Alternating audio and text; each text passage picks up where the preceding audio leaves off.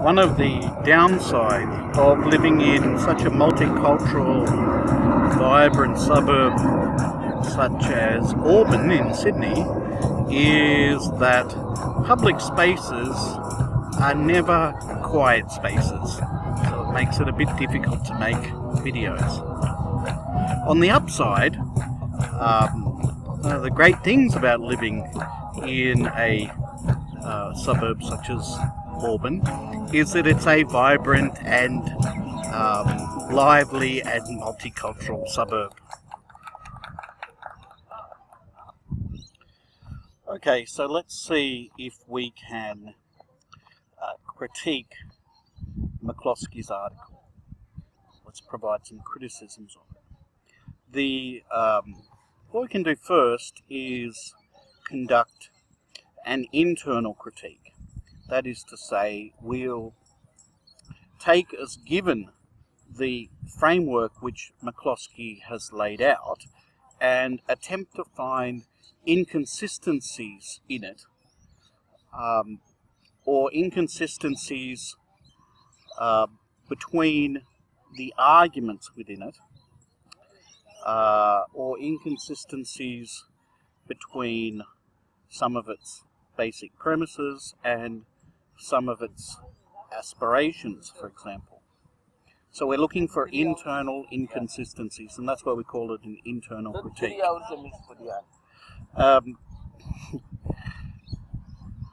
For example, what we couldn't do with an internal critique is to say, well, McCloskey doesn't provide an alternative, consistent, rigorous method by which economists and other social scientists can derive certain, absolutely certainly true conclusions. That would not be a legitimate internal criticism, because McCloskey herself doesn't accept that as a goal that is either desirable or attainable. So we couldn't start with that. That would be criticizing it from the outside, from some kind of alternative perspective or some kind of alternative framework. Alright, so let's see what we can do. First, we might look at McCloskey's appeal to authority, which is an important device that she utilizes within her article, and that she regards as an acceptable rhetorical device for economists and others when they're attempting to persuade others. McCloskey says in the article that economists should stop paying attention to philosophers from outside the discipline who would hand down from on high verdicts about what is acceptable practice as a scientific economist. They should stop doing that. Rather, they should develop their own internal standards, so to speak, that are appropriate to their discipline.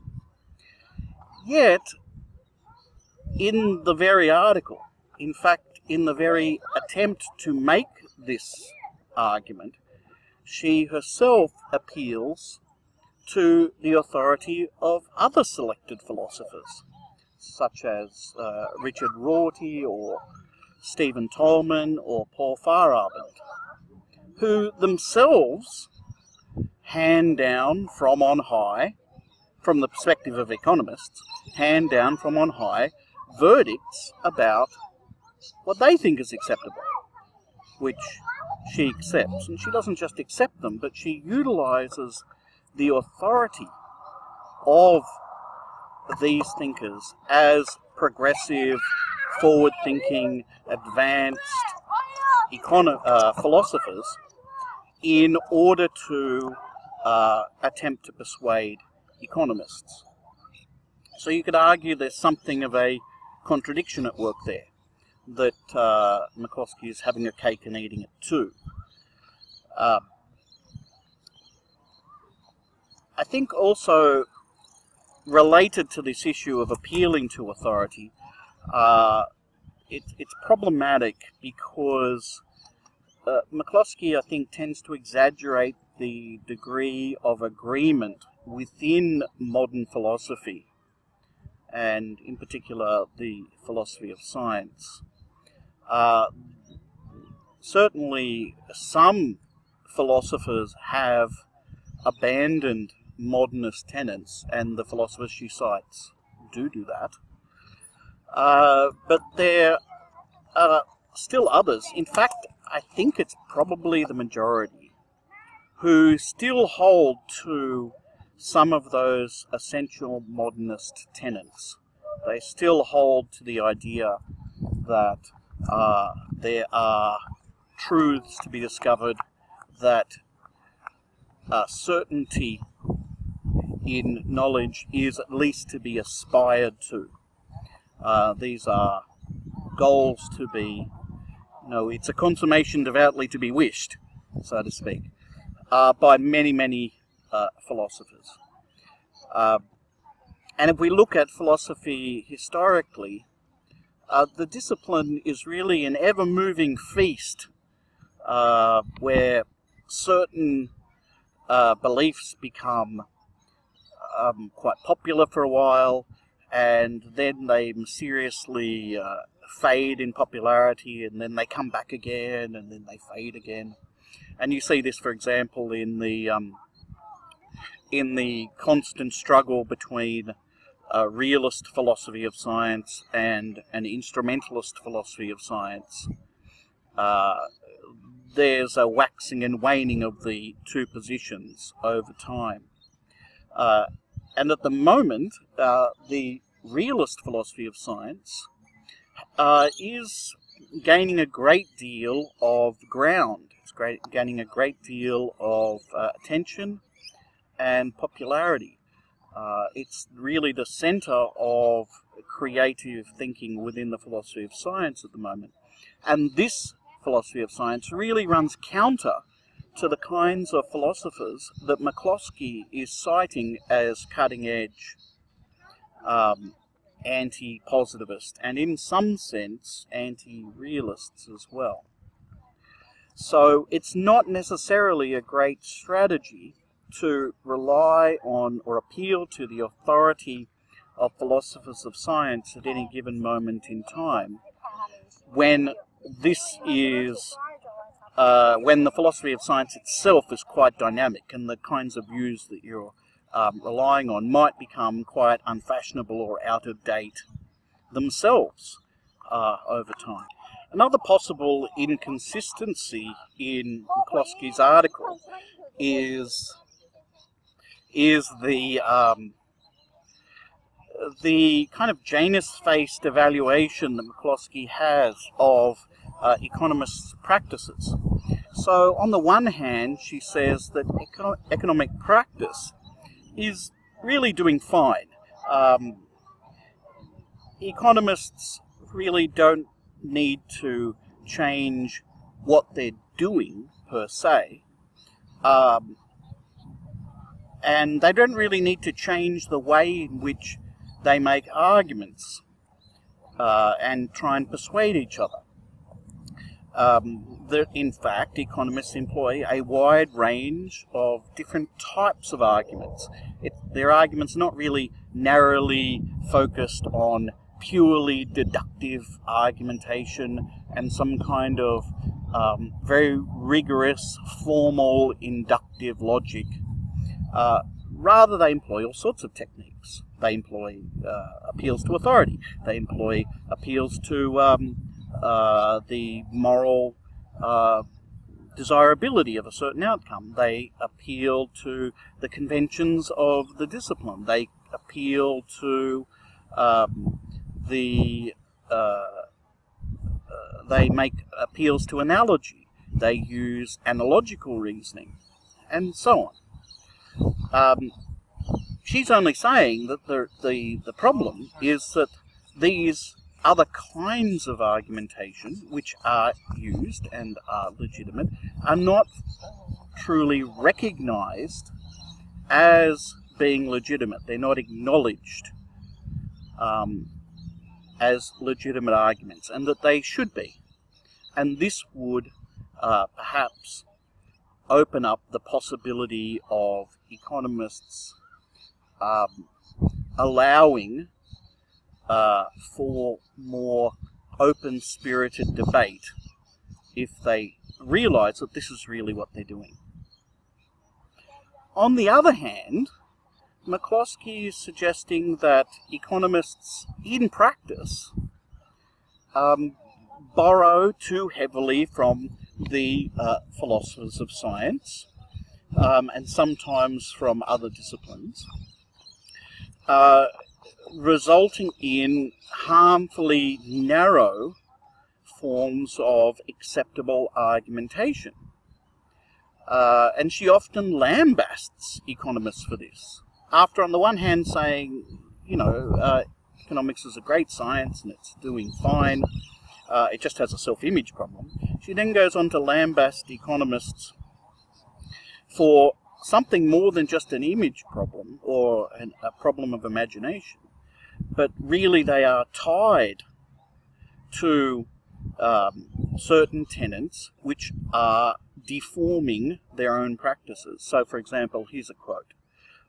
Modernism is influential in economics. It is influential in economics. It's affecting economics practice. But not because its premises have been examined carefully and found good by economists. It's a revealed and not a reason to religion. So she's suggesting that economists are somehow defective in their reasoning processes or their critical thinking processes. She also writes, philosophers agree that strict logical positivism is dead, raising the question whether economists are wise to carry on with their necrophilia, which is a nice turn of phrase.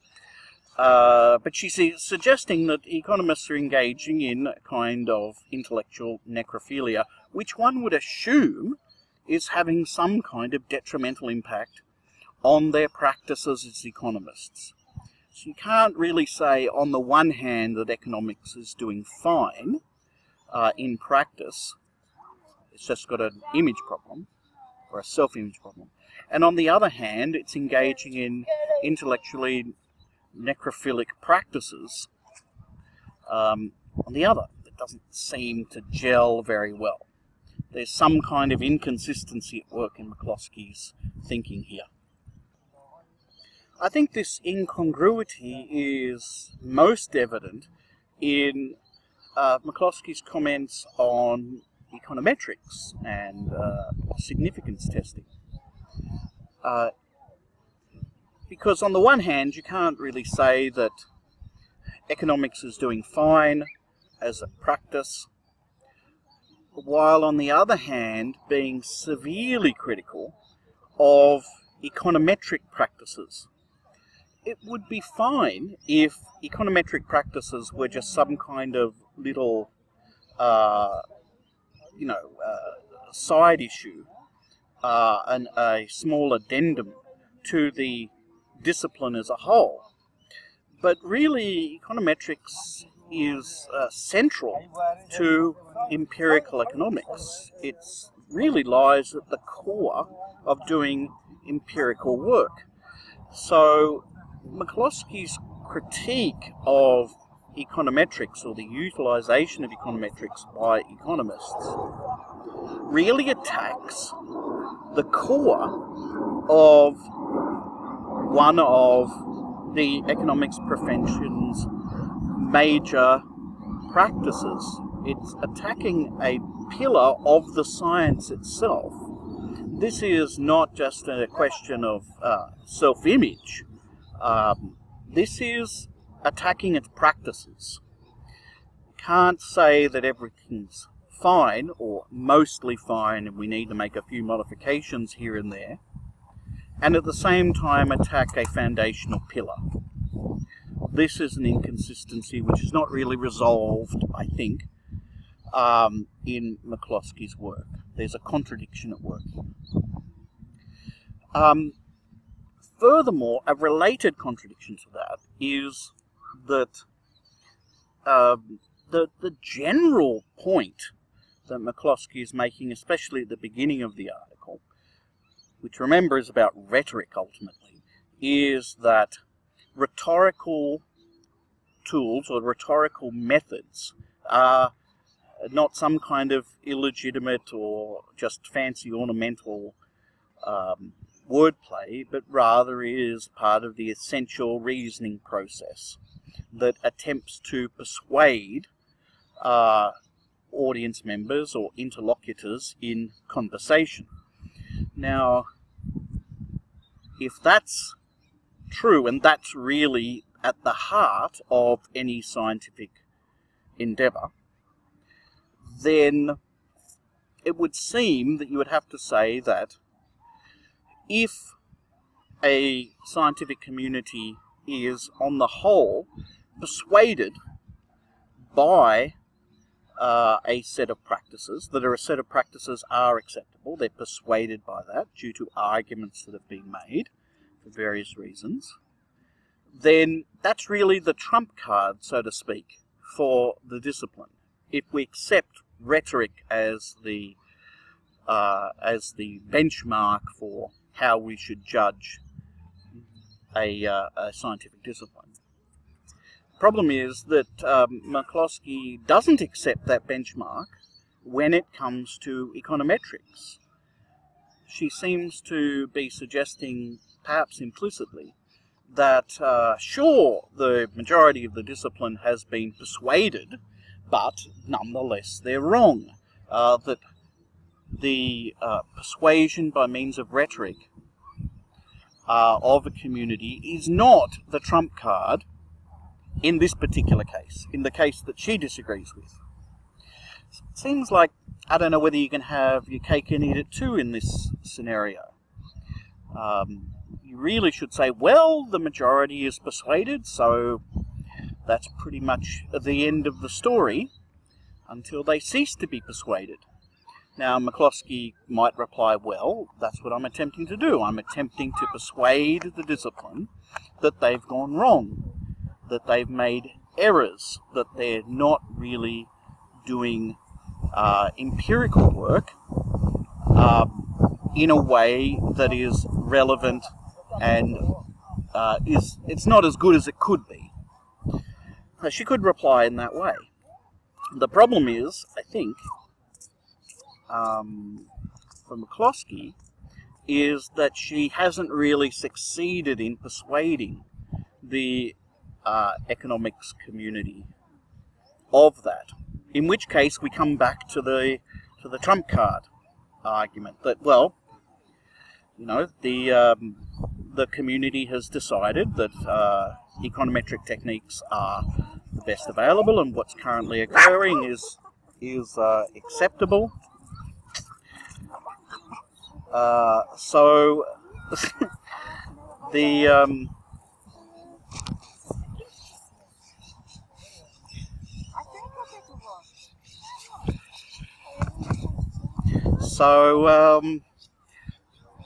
we just have to accept that. Well, McCloskey should really be accepting that, but I don't think she does. She's still plugging away. So it would suggest that she doesn't really accept the argument that rhetoric at some point is a kind of trump card. Another possible contradiction in McCloskey's article, and this is a bit tenuous because we can't really rely on direct quotations here, relates to the issue of knowledge, what we mean by knowledge. McCloskey, relying on the philosophers who she has referred to as authorities on the matter, rejects what we can call Platonic definition of knowledge as justified true belief. She says that's wrong, and no serious philosopher accepts that anymore. So if knowledge is not justified true belief, then what is it? Well, McCloskey doesn't really lay out a definition, an alternative definition. She doesn't say knowledge, the correct definition of knowledge is ... But we can infer what she probably means, and that is that knowledge at least is fallible, and it's subject to revision. So if we took the Platonic definition and we revised it in the light of that insight, that knowledge is always fallible knowledge, then what we're really left with is knowledge is justified belief. It's not justified true belief, it's just justified belief. Or, as Stephen Tolman calls it, warranted belief. But then the question arises, well, what do we mean by justification here, or warranted here? Again, McCloskey doesn't really provide a definition of what that would be, but I think we can infer, make a reasonable inference from her article that she would mean something along the lines of that which is persuasive to a community of honest scholars. That would constitute justification or warrant. Okay. One might then say that, well, this sounds like it's just a hair's breadth away from what we also might call conventional, honest opinion about matters. Since it's not justified true belief. Okay, fine. Is that a problem? Well, it could be a problem. I mean, there could be a contradiction here, because if we then say, well, what do everyday normal English speakers, for example, mean rhetorically speaking? What do they mean rhetorically speaking when they use the term knowledge? Do they actually mean conventionally, honestly accepted opinion? Or that which is persuasive to a community of honest scholars? Is that what people mean when they say, I know this chair is here, or I know that the earth is round, or something like that, or I know that my friend lives in Sydney? I suspect that that's not, people don't mean conventional honest opinion when they use the word knowledge. They don't mean that conventional honest opinion. What they mean is that it's a justified true belief. They mean that it's true, and they have justification for believing it, believing that that is true. So if that's the case, then really, if McCloskey is accepting the notion of conventional, rhetorically understood terms or concepts, she should really either, paradoxically, accept the Platonic definition, which I don't think she'd be willing to do, or just give up on using the term knowledge altogether. However, I don't think she's willing to do that either. So I'm not sure how this particular problem could be resolved by McCloskey. I think that this is a contradiction which remains unresolved in the article. But let's accept that McCloskey holds to the idea that knowledge is that which is persuasive to a community of scholars. Let's say that's unproblematic. And that that's what everyone else means as well, let's say, for the sake of argument. Alright, so knowledge is that which is persuasive to a community of honest scholars. The issue that arises there, I think, is, well, which community of scholars are we talking about here? And who are these scholars? I mean, who gets to be defined or counted as a scholar, in this case, as part of some notional community? If we're talking about economics, is it the whole economics profession? Is it, do we mean everyone who has, say, for example, a PhD in economics in some way? Or does it mean everyone who has an undergraduate degree in economics? Does it mean everyone who is employed within the academy? Is that the community of honest scholars? Does it mean those people who are employed within the academy, within departments of economics in particular, or perhaps departments or schools of business, who are publishing in particular journals? Is that the community of scholars that she's talking about? I'm not sure that these boundaries are particularly clear, or that there even are boundaries that we can seriously talk about when we use this definition of knowledge. There's also the issue of, for economists in particular, there are schools of thought within economics. Some of them are called orthodox or mainstream schools of thought, and others are regarded as heterodox schools of thought. Some of them are so heterodox that they might be, they don't necessarily even define themselves as economists.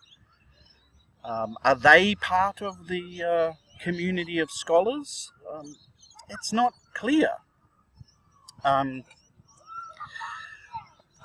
So, if we can't really provide a definition for this community and who is in this community, it's very hard to say that this definition of knowledge really has any substance to it. It just remains a very nebulous term. Perhaps more troubling for McCloskey's article, I think, is the issue of honest scholars, the term honest here. Who are the honest scholars? How does one determine who is an honest scholar? Because we only want to include them. We don't want to include the mendacious scholars. We don't want to include the dishonest scholars. We don't want to include the scholars who have systematic cognitive biases, who can't think straight, who are some kind of, for example, are just ideological, useful idiots to some corporation or something like that. We don't want them counted as part of the community of honest scholars. But how do we determine who these people are? And how would you go about enforcing that? It would seem that if we want to talk about honest scholars, we're going to need some kind of institutional structure that determines who the honest people are and who the dishonest people are. That would suggest some kind of, I don't know, maybe a kind of virtue police, some kind of council of elders. How are they determined? How do we know that they're the honest scholars? Some kind of council of elders who hands down, certificates for honesty. Who gets to participate in this community? Is it by, say, majority vote? But then the question arises, well, goes back to my original point about the community. Who is granted the franchise to vote in this community? And even if we could establish all of that and settle that to everyone's satisfaction, if we're doing things by majority vote to determine who is an honest scholar and who is not, then don't we have the problem of the tyranny of the majority here against a minority, an oppressed minority perhaps? All of this, I suggest, might be leading down a path to a kind of authoritarianism, a kind of moralistic authoritarianism, which is problematic for McCloskey, because I think McCloskey abhors an authoritarian approach to methodology in general, including her own conception of it. But this definition of knowledge would seem to allow within it the possibility of authoritarian structures as well. So I think that this is a contradiction which hasn't really been satisfactorily resolved within McCloskey's work.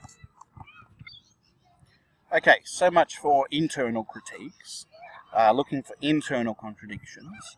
Let's now move to what we might call an external critique. That is where we stand outside the article, we don't accept its the presuppositions of the article itself, and see what kinds of criticisms we can make. Bear in mind that you can move to an external critique as a general rule that's legitimated once we've done an internal critique. I mean, if an article or a set of arguments are internally consistent, then it's very hard to then justify moving to an alternative framework or an alternative paradigm to criticize the article or set of arguments that we've been looking at. Anyway, so let's go on to an external critique. The first point that I'd make is that throughout her article, McCloskey gives the impression that what might be called big M methodologists, and by big M methodologists here we mean economic methodologists borrowing from the philosophy of science, who seek to set down rules for a scientific practice, good scientific practice, and thereby judge whether economists are living up to those rules, and thereby judge whether economists are being good scientists or not. She gives the example of, for example, say, and this is a good example, Mark Blaug is someone who was a bit like this. Anyway, so she's saying that these big M methodologists are a kind of oppressive ruling class within the economics discipline, demanding that the serfs conform to these outdated and unworkable rules. Now, I think that that's a bit of a straw man. It's not just a straw man, I think it's a bogeyman, actually. It's a real exaggeration of what's going on. And I say that for a couple of reasons. One is that economic methodologists had never spoken with one voice on any topic at all. So it's not like there's some kind of general consensus about these are the rules of the scientific method and this is what economists should be doing. Every economic methodologist has their own personal view on the best way to do science and so on. And they all contradict each other. So there's many contradictory voices at work within economic methodology. It's not like there's a king on a throne who's making pronouncements to the lowly subjects below. And furthermore, it's not as if economic methodologists are just making pronouncements or making demands of economists. Rather, they are, as McCloskey would wish, making arguments for the positions that they put forward. This is not an this is not an ipsy-dixit endeavour here. This is a part of a ongoing conversation, which includes economic methodologists, about the best way in which to conduct economics. And you've got many different people who have many different views, and everyone's arguing with each other, and they're using all sorts of different kinds of arguments to make their case, just as McCloskey would wish.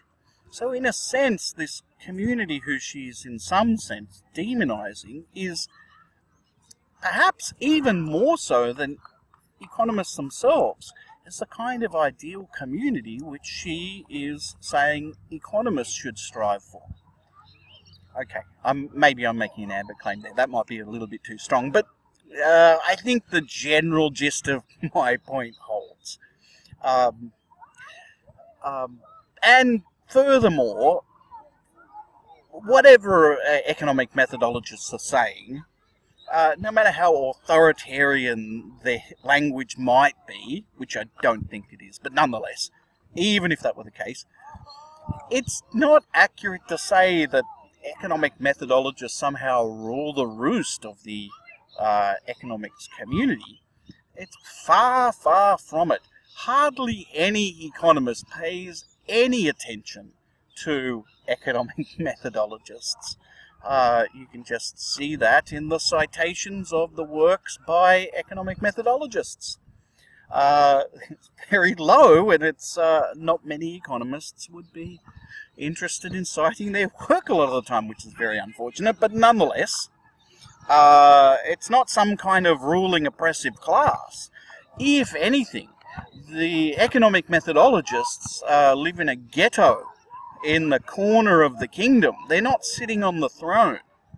It's a complete exaggeration to say that the big M methodologists are somehow imposing their views on anyone. No one's paying any attention to them. So I think that this is an unacceptable line of thinking on McCloskey's part. She's really setting up both a straw man and a bogeyman that's not really legitimate. Another criticism that could be made about McCloskey's characterization of economic methodology, especially as it's practiced within the discipline, is this. She characterizes economic methodology as understood by economists themselves as coming from philosophers, as being imposed from outside by philosophers of science. And this of course is debatable, but I think that that's not really an accurate representation of the history of economic methodology and how it's developed over time. I think economic methodology, as it's actually practiced, this is besides what economic methodologists would say or wish, how it's actually practiced and developed by economists is actually coming from, it's internally generated by the discipline. It's not imposed from it outside. But it does mimic and borrow from other disciplines, not from philosophy of science. No one's reading that stuff. But really it's borrowing and mimicking from other disciplines which economists regard as true sciences. So you'll find throughout the 20th century, and even before that, into the late 19th century, you'll find economists mimicking and borrowing from classical physics, from biology, from mathematics, from statistics, from history, from psychology. It's a real bowerbird approach in a way, so that different economists are stealing bits and pieces or seeing parts of other disciplines that they think are particularly nice, and they're borrowing from them, and very often they're spinning together different kinds of practices from different sources in unique DIY ways. So it's a kind of do-it-yourself methodology, in a sense, that over time becomes a convention, it gets argued for and gets presented, perhaps somewhat misleadingly, a bit propagandistically, as, you know, this is true science from physics or mathematics, when the physicists and the mathematics aren't necessarily doing that themselves. But nonetheless, it gets kind of propagandized as this is legitimate, real science. And then, if that catches hold, then it starts to become a convention within the discipline. So you can say that it's not really an imposition from outside by philosophers, but really coming from within, that economists are borrowing from other places, weaving together different sources to invent what they regard as sound methodology for a science of economics. I think that's closer to what really occurs than what McCloskey suggests. Because that's the case, because it's really an internally generated methodology or an internally generated image about what economics as a science might be, but McCloskey can't really accept that it's actually internally generated, that the problem that she's identifying is actually coming from within the discipline itself. She can't really accept that, so she projects it onto an external enemy, these you know, philosophers of science, these dictators from outside. But it's actually a problem within. It's kind of like I don't know if it's kind of like a religious. Let's take a religious metaphor. It's kind of like you know, the evil that men do comes from within the heart of the human being. But because people can't accept that it's they themselves are the ones who are in some sense evil, doing evil, they have to project it onto some external entity. So they project it onto the devil or Satan or something like that, so they can remain innocent and pure in their own imaginations, because they can't accept that they're really the source of the problem. Maybe that's what's happening with McCloskey's narrative about this bogeyman from the outside. I don't know. Just a thought. Constantly around, moving around, chasing the sun.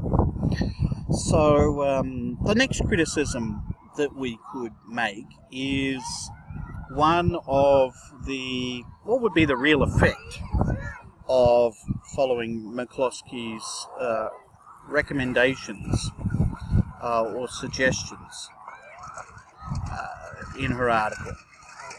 If we're interested in greater pluralism in economics, or at least in greater openness to new ideas, to new practices, to new kinds of argument, if that's what we're after, as McCloskey perhaps seems to suggest, and perhaps we should be interested in, that's how I think that you get sciences develop. Openness to these sorts of things is key. What would really change within the discipline of economics if the importance of rhetoric, as McCloskey understands it, were realised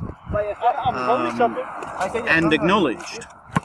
Well, we can certainly say is that there would be changes in terminology. That's true. We would say things like, we would use terms such as metaphors and narrative and symbolic system instead of theory, for example. Instead of rigorously established findings, we might say things like very plausible conclusions instead, perhaps. And we might be open to acknowledging different kinds of like moral arguments and arguments from authority and so on, a bit more than would have been in the past.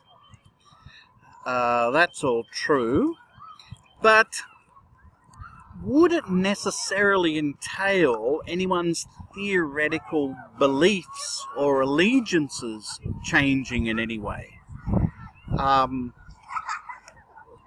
Let alone people just being more open to minority schools of thought, for example, or genuinely radically new ideas that didn't come from within a pre-established dominant paradigm or school of thought, for example. Can we really expect that to be the case? And I don't think there's any... I don't think McCloskey's really made an argument that that would be the case. That in some sense, although the language might be cleared up to be made more honest about what economists are doing, it's not in any way suggesting that economists really change what they think in any way whatsoever, or even be open to new ideas other than what they currently think.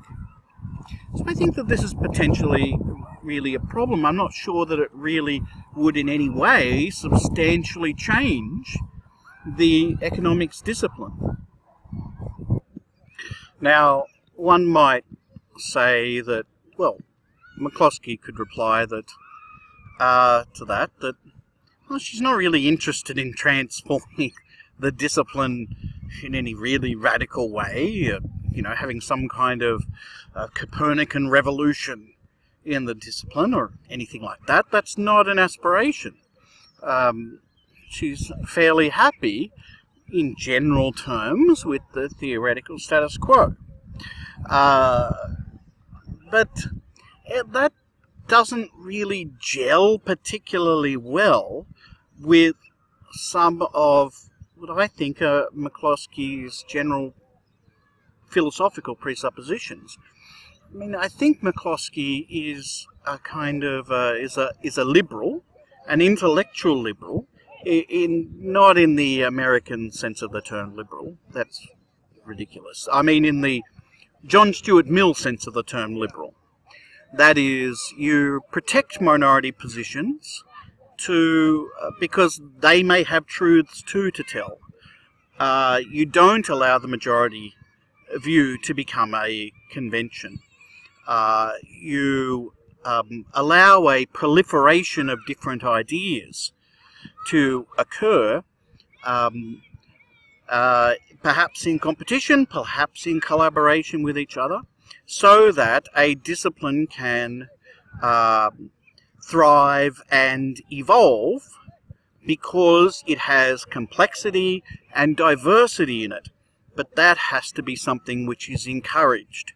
You need more than just changes in terminology and changes in the acknowledgement of the kinds of arguments that economists already use to achieve that, I think.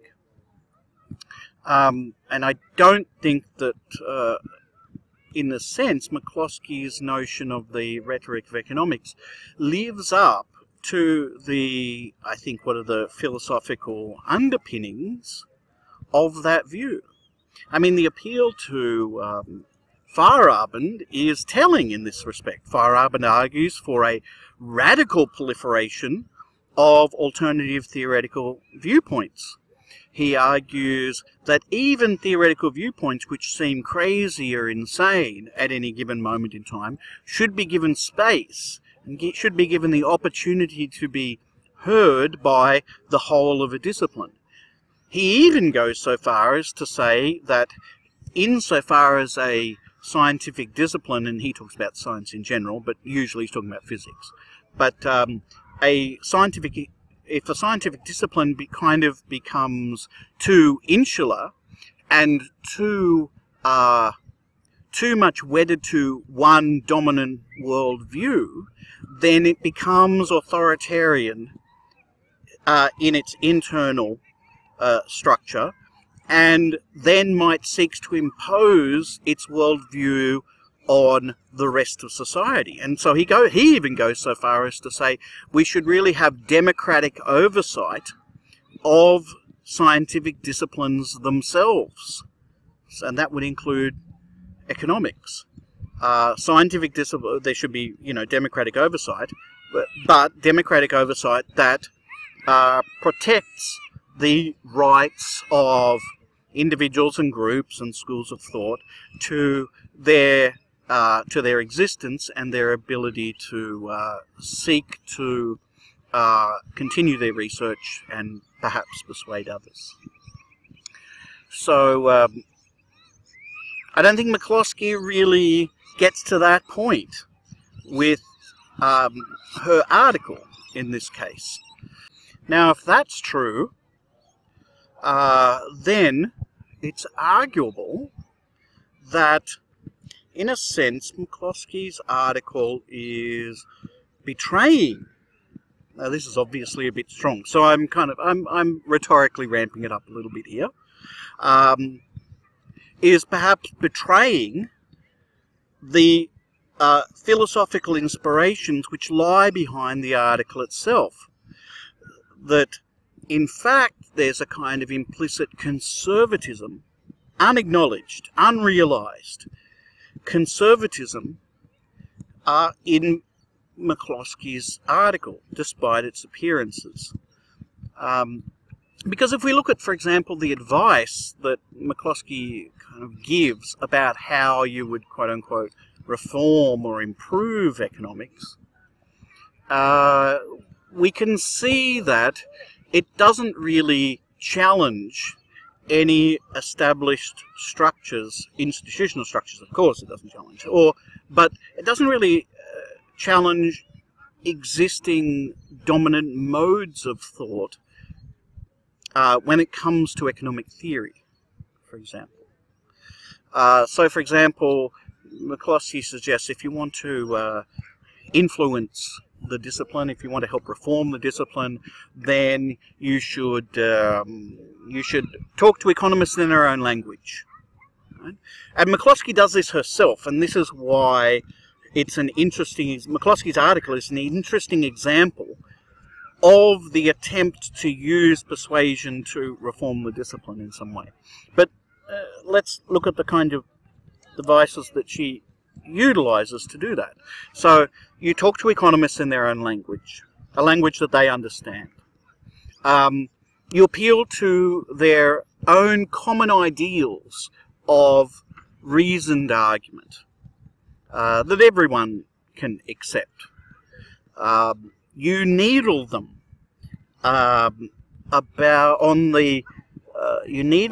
their self-conscious pressure points, such as poor writing, poor teaching, poor communication skills, appalling violations of decorum, and the ever-present problem of disagreement within the discipline, this lack of consensus. All of these things for economists are a little bit embarrassing to some extent, or they're very self-conscious about them. So if you needle them about that, then they'll tend to pay attention. And that's what she does. And you argue from authority. So you argue from up-to-date physics, or you argue from up-to-date philosophy. And economists are more likely to pay attention to that, to those kinds of authority figures which they respect. Maybe not so much for philosophy, but certainly physics and mathematics. These are held in very high esteem, so if you can appeal to what's happening in those disciplines, you may gain the attention of economists, and they may be persuaded by what you have to say.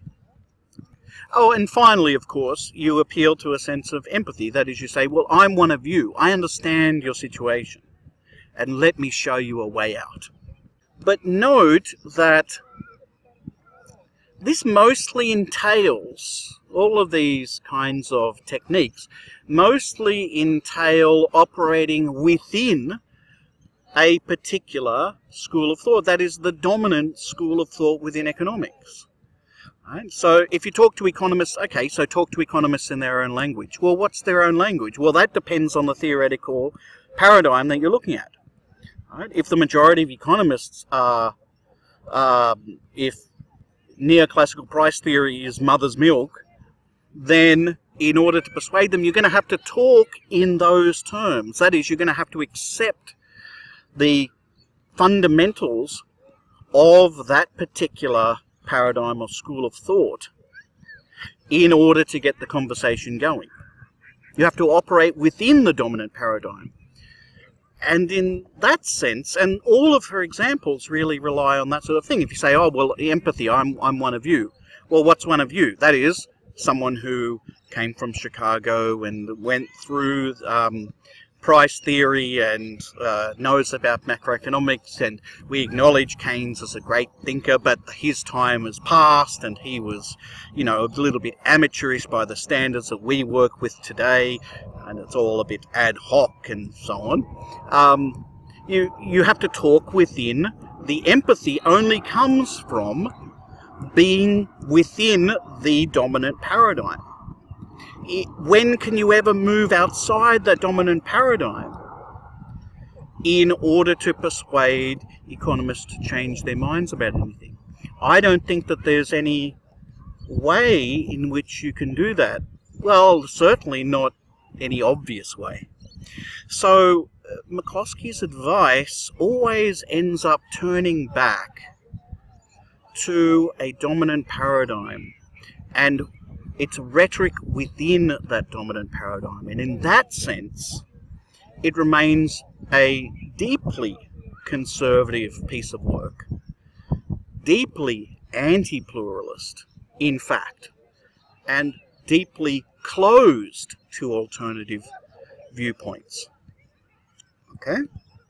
And therefore is ultimately a betrayal of that great liberal tradition and that somewhat anarchistic tradition to which she appeals herself. Okay, that's me being rhetorical myself, trying to ramp up the argument. All right, so maybe you find that convincing, maybe not. It's totally up to you.